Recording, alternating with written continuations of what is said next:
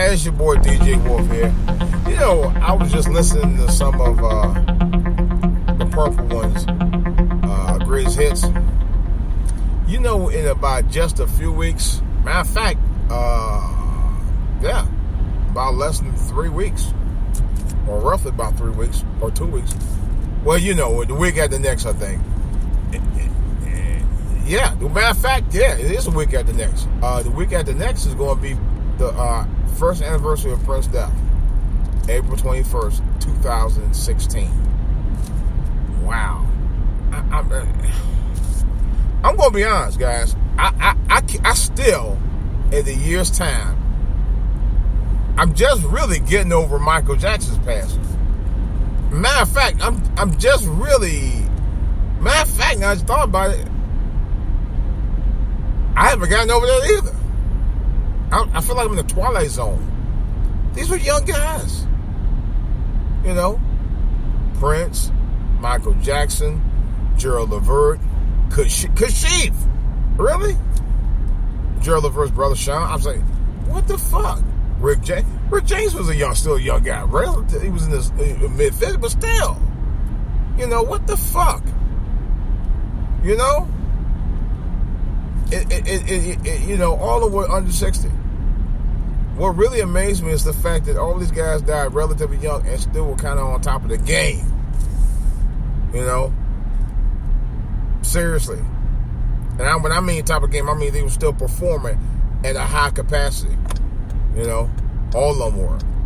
Well, Rick James, that's done. But actually, Rick James was just on tour down here just before he died. Right around that time, I'm not sure. And I know Gerald Levert had a tour before he died out here, too. I say, wow, it's crazy. It's crazy. You know, and I think, really, honestly, and I name them off again, Prince, Michael Jackson, Rick James, and the Levert brothers, man. They were some talented brothers. Talented as fuck, all of them. Oh, yeah, I forgot. George Michael, another one. I said, damn, what the fuck? You know? But Prince, I say, wow, man. Of all people. Now, Prince, this dude was supposed to be holistic and all this stuff, and I don't know, man. Some people say that they think that he actually had a drug problem. I had suspected early on in his career that he did. I really did.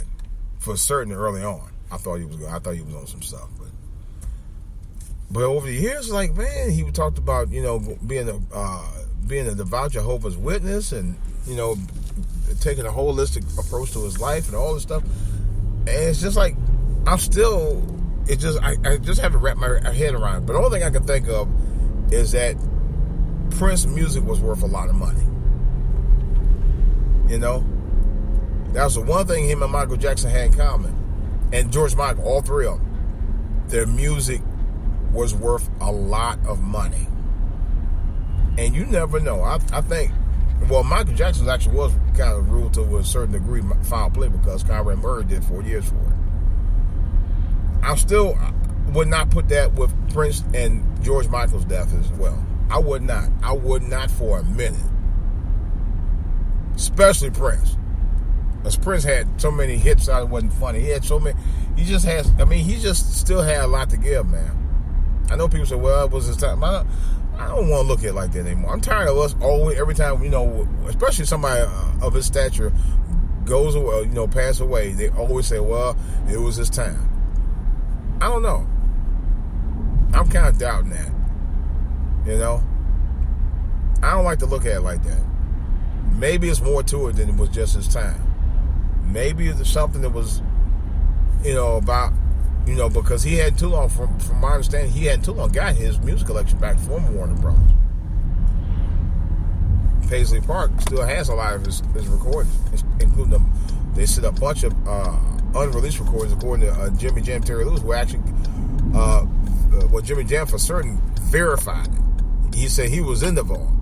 He said they got music. Prince still had music out the ass up in that mother.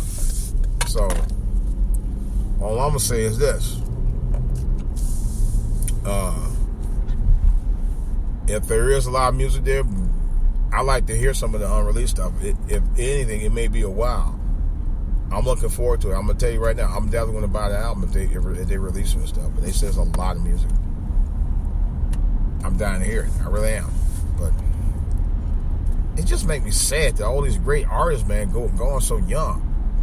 When 2 weeks ago, Chuck Berry was 90 when he passed away, and he had stopped touring in 2014 after over 5 decades of touring. You know, 5 minutes, really, actually 6 decades of touring. I'm sorry, 6. He toured for more than 5.5, 6 decades as an artist, and was still recording records. They say you just recorded a record late last year, something like that. So, yeah, he worked on for a while. You know, and he still owned a lot of his stuff. I don't know, man. It's just this world. I tell you, this world is just full of greedy people, man. And it's a shame that good artists like those that I mentioned had died so young, man. Being at the top of the game.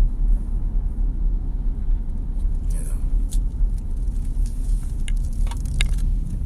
Damn shame. Alright, guys, DJ Wolf. That's all I got to say about it right now. Talk about it a little later. I'm out.